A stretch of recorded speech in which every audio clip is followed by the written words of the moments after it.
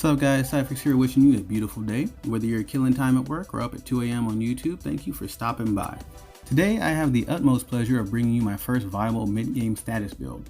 This was birthed from a comment a long time ago that requested I do some work on status concepts and stats.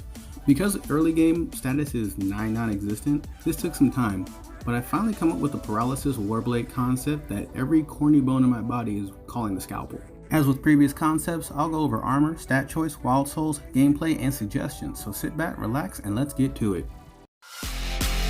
Don't pause. Press play. So as the name suggests, this is something focused on numbing your target and systematically crippling it with precision. A Scalpel is not about damage or big numbers, but control and ease of use. It uses a combo of natural paralysis from the weapon, paralysis traps from your wild soul, and timed soul chain cripples to try and keep the behemoth in one spot as best as possible. For my wild soul, I use the sleeper Milena, whom I got from the carnival event for free just a few months back. Her paralysis trap provides good CC coverage between natural paralysis buildup and soul chains. Her passive also gives a nice boost in crit chance and overall damage against non-dragon types. For my weapon, I've chosen the level 50 Paralysis Warblade End of Time, which benefits from a nice bonus in soul chain buildup, and the Stoic bonus, which gives us super armor during a soul chain tug.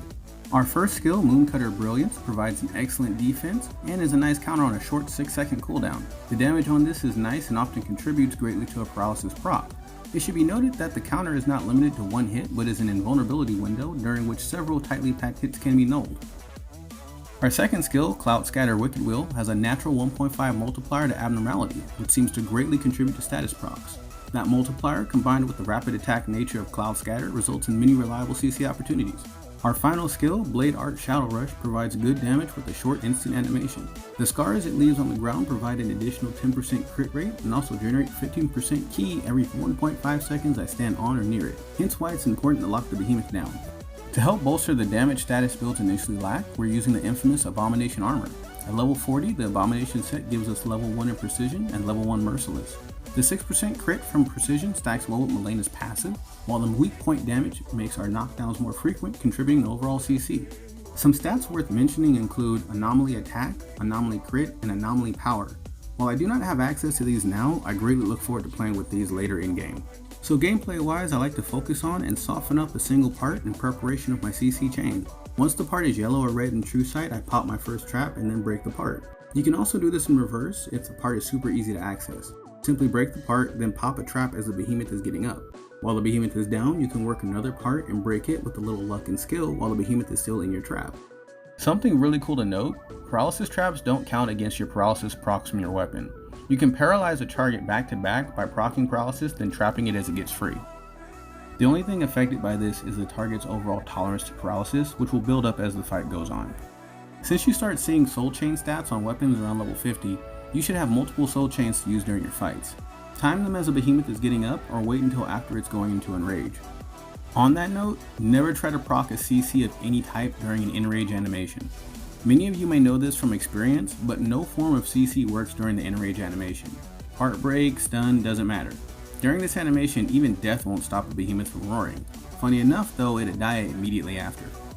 Some other wild souls I'd like to try this out with are Mutated Terra, Mutated Nyx, Mutated Seatree, Mutated Milena, and Mutated Azathoth. Some alternative weapons I imagine working well would be gauntlets, lance, dual blades, and bow. To be honest, anything with rapid attack seems to work really well with paralysis. Staff seems to be element king, and greatsword I speculate can be stun king with the right setup. Some alternative mid-game armor sets that would be interesting to play with include the Manted set for its increased status value and decreased skill cooldown, and the Kang set for its increased critical status value and the increase in crit damage. And that's it for now guys, I hope that this info helped. Please feel free to contribute and discuss down below. If you learned something, as always, like, share, subscribe. As I mentioned, this is just a concept and not meant to be a complete build guide. I'm not, done with the game and I don't know everything. So if there's something I missed, please just educate me. I'm always open-minded and I appreciate your info.